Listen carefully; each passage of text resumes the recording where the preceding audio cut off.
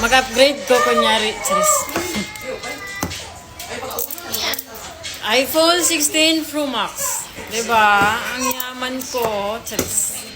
Yung ano ni ma'am, no? Yeah, I'm the one who bought it. So, I'm allowed to open it. For legitimate. Diba, ma'am? Yes, ma'am. Nga naka-sell ang item.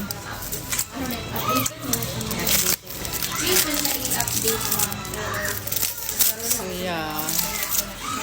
Kali magpabuhat ko Apple ID o magpa-download. I see.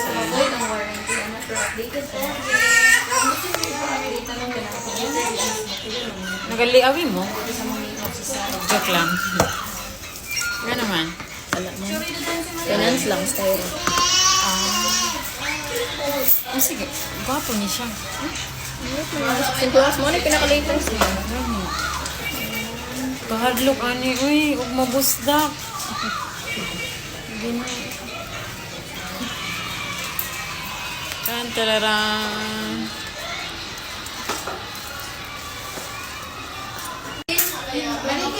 So, nag-adto ko pila ka store. So far, diri ko na adto. Kaya available ilahang siniyang inner bitaw sa phone nga 256. Not bad na siya. Kaysa sa 150 something. So, ang presyo ba ya? 76,000. Pili nyo ang ano, kissing. Wala kami casing, ma'am. Hala ka diya.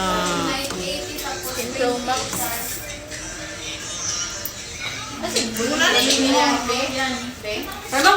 Kanang ano po niya, tempered, wala po niya. Nakita ko, ma'am, ha? Sige, pero usually tagpila. 200. Ang sa iPhone 12 pila. Same lang. Same lang. Kung mag-agi, Jack. Naray lang store.